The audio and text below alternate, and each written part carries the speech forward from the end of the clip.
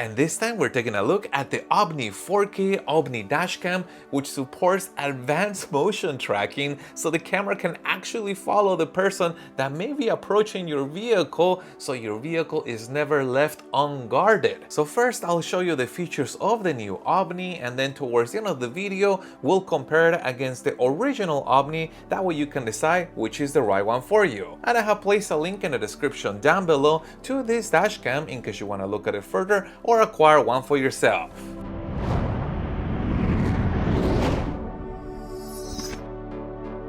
And here's the star of the show. This is the Omni 4K, and it happens to be on a black piano finish. Now for accessories you get power adapter and power cable, and the adapter does have two USB ports, one for the dashcam and one for something else of your choice. And the rear camera is meant to be installed on the inside of the vehicle, double-sided tape. I can peel this back and then attach it to the vehicle. The viewing angle is also adjustable, and if I turn the mount completely in this direction, now I can mount the camera against a vertical surface.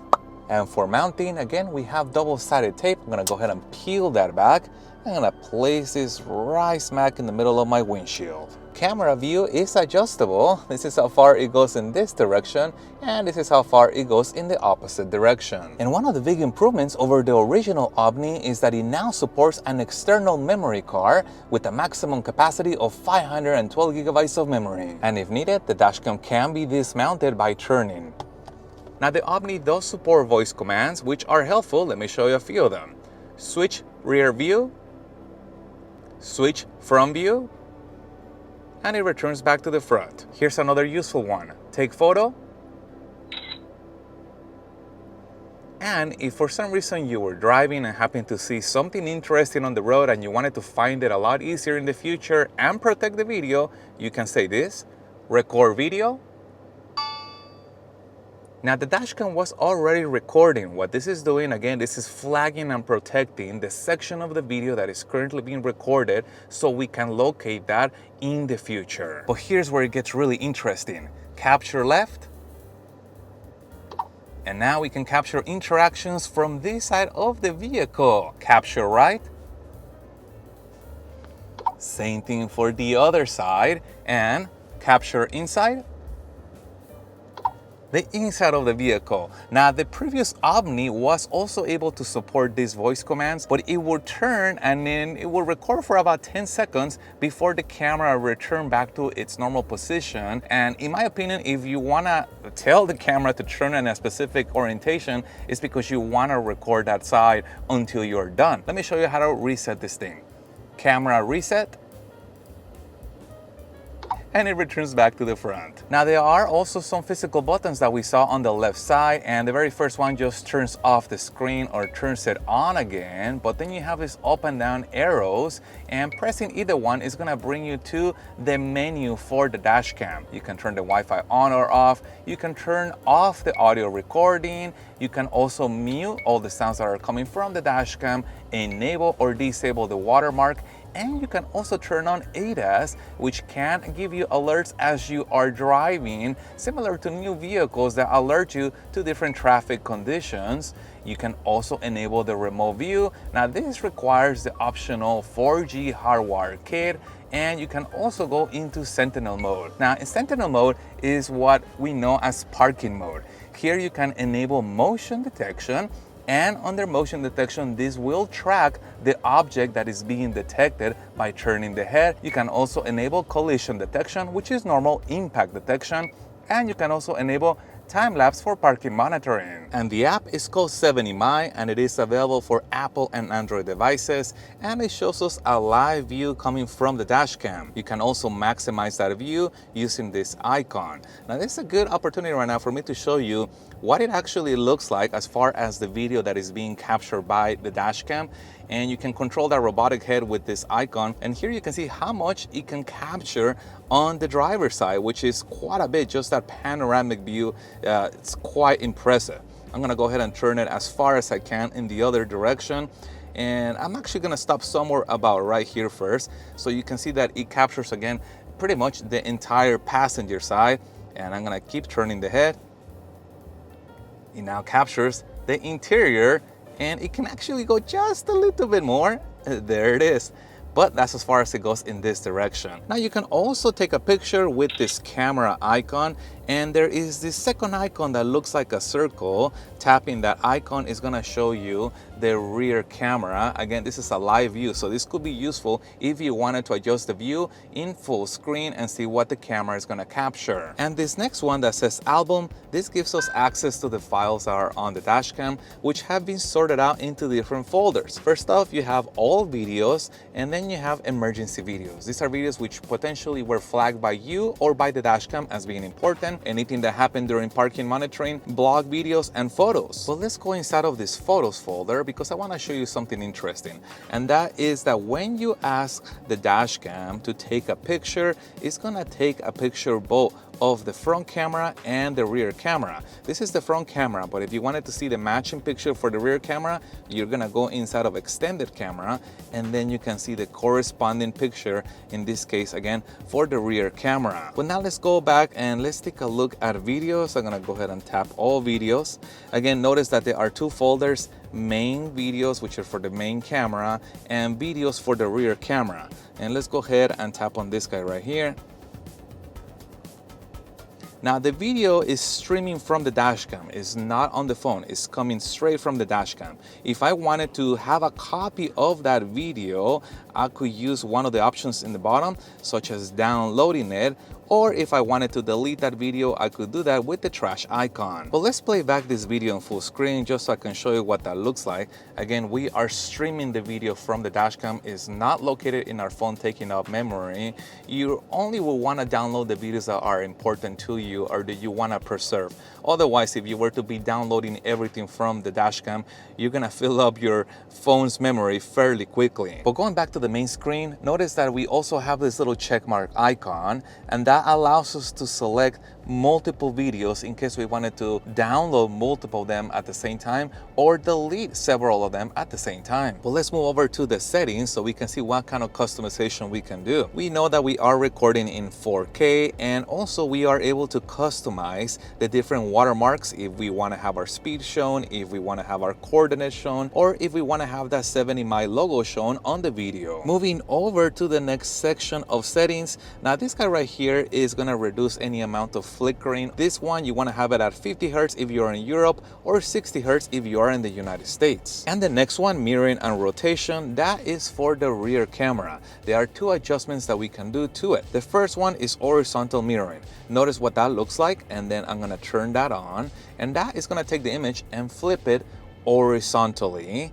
And here's what that looks like. Now the second adjustment is going to be to rotate the image 180 degrees. Basically, it's going to turn the image upside down. Now, why would you want to turn the image upside down? Well, if the rear camera was placed upside down, turning this on can correct for that. Now the next two options control the default position of where the camera is pointed to. And the first one is this one right here, which is the way that you want the camera to point when the dashcam records normal video. Perhaps you always want to record the inside of the vehicle. Well, you would turn the camera all the way towards the inside, and then you could save that as your default position for recording, and every time the dashcam comes on, it's always going to turn on and face the default position that you told it to. But the same can be done for parking monitoring.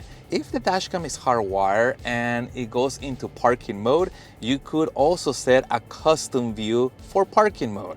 Now, why is this helpful? Imagine if your car was parked and this side is the side that faces the street, or this side is the side that faces people walking by. Then it'll probably be helpful to have the camera pointed in that direction during parking monitoring, because it is likely that any damage or anybody messing with the vehicle is gonna come from this direction. And on the topic of parking monitoring, 70 calls that Sentinel mode, and it does require the optional hardwire kit in order to enable that. The very first customization is gonna be duration of parking monitoring. You could do something as little as 2 hours, or you could go as much as 24 hours. And for unlimited parking and monitoring, you could select unlimited, basically to run as much as your vehicle's battery allows it to. The next one, collision detection. allows the parking monitoring to be triggered by impact, if somebody were to impact your vehicle.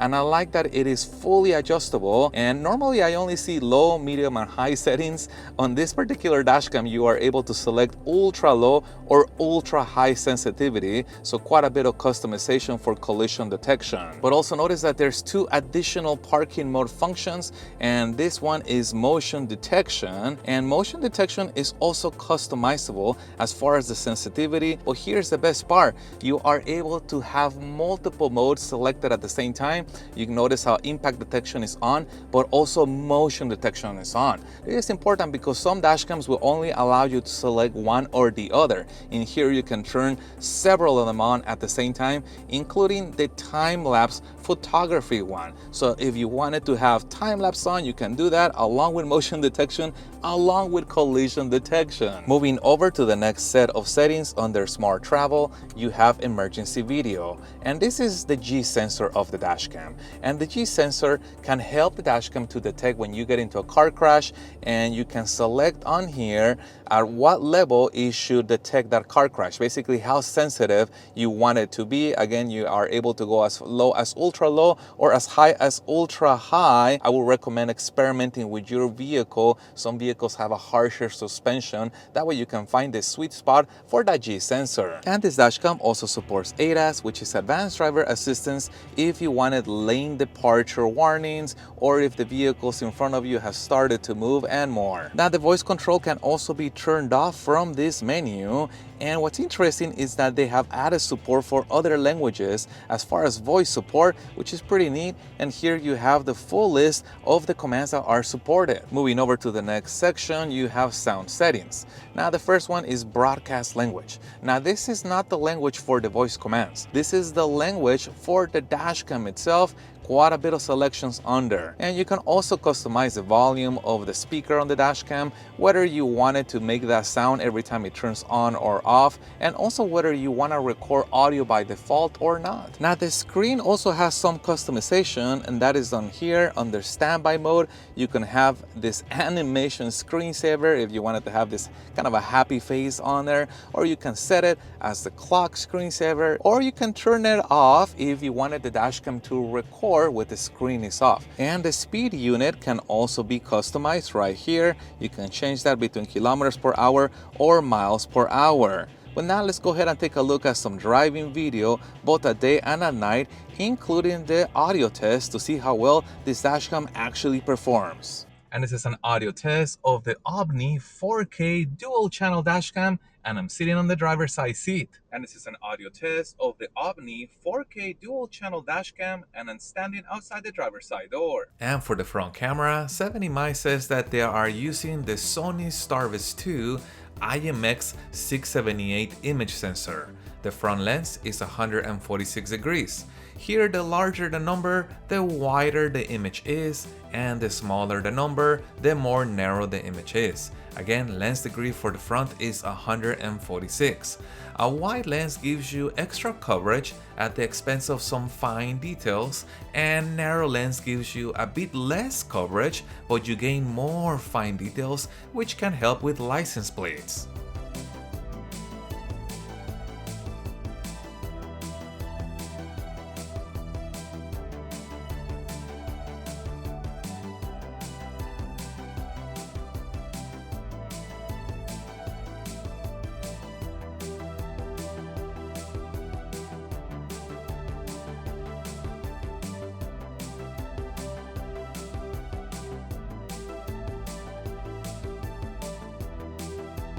For the rear camera, 70mi says that they're using another Sony Starvis 2 sensor, this time the IMX662 sensor.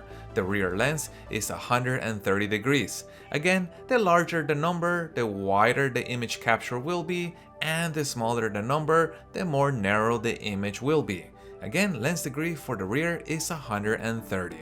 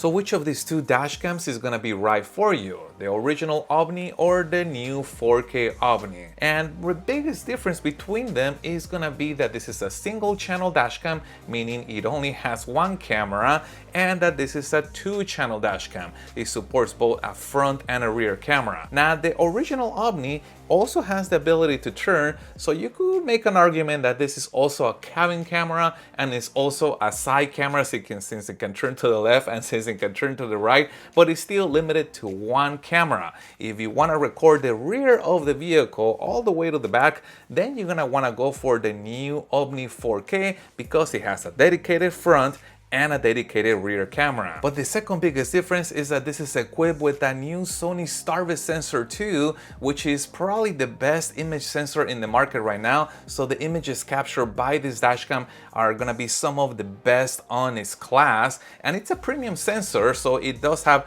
a premium price associated with it. The original Omni has a good sensor by OmniVision, has good image quality, but it's not gonna be any match against the new Starvis sensor. And also you got the increased resolution, 4K resolution, which is gonna be much higher than what we got in the original Omni. And on the topic of image quality, this guy supports the optional circular polarizer filter, which helps to cut down glare and reflections from the windshield, and it helps to improve the overall image quality of a dashcam. I have made a video showing how those filters work. They definitely make a big difference. If you wanna see how those work, I'll put a link to that video in the description down below. The original Omni does not support a polarizer filter. Because of the design of the dashcam, I didn't think it was gonna be possible to add a filter to it, but on this guy they done it. They added very cleverly a filter that can be installed very quickly, improving further the image quality from that Sony Starvis sensor too. Now there is one thing that these guys have in common, and that is the ability to record in high frame rate. Not all dashcams have that ability, and this can record in 60 frames per second. High frame rate can potentially allow you to capture things that are moving fast. And normally when I think about that, I think about license plates. Being able to freeze them, stop the video and see the detail on them can be accomplished a lot better with high frame rate than with low frame rate.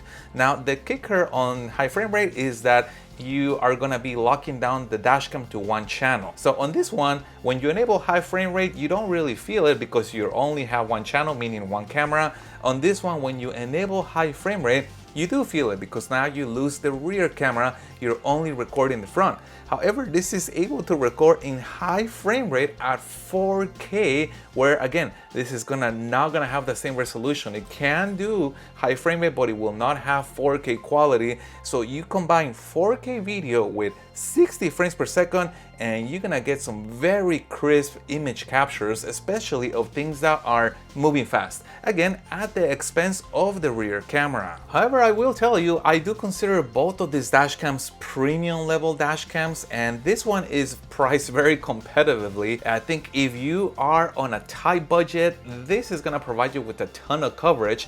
And as I mentioned earlier, it has a lot of the features that this one does with that robotic head and the ability to track subjects. However, if you want all the bells and whistles and you have no restriction in your budget, I'm gonna say the 4K Omni is gonna be the way to go.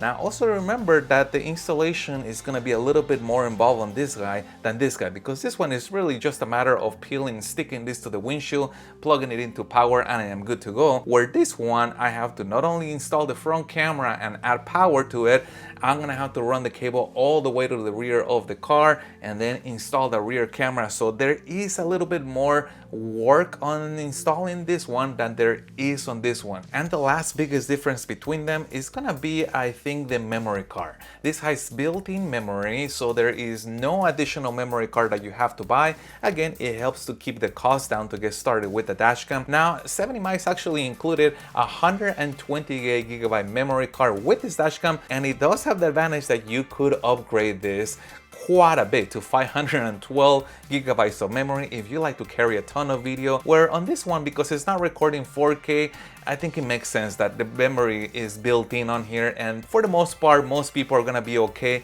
with the built-in memory, and you can actually select when you order the original Omni how much memory you want up front. So you're a little bit locked down in here as far as upgrading in the future, where in this one you do have a little bit more flexibility because of that external memory card. So I'll put a link in the description down below to the Omni 4K in case you want to get one, and I have reviewed this in full detail, the original Omni, so if you guys want to see that review video, I'll put a link to that in the description also. If you guys have any other questions regarding this, please put that in the comments down below. If you found any part of this video helpful, make sure you hit the like button to support the channel, and stay tuned as I have a lot more dashcam reviews coming up. Thank you guys for watching, and as always, I'll see you on the next one.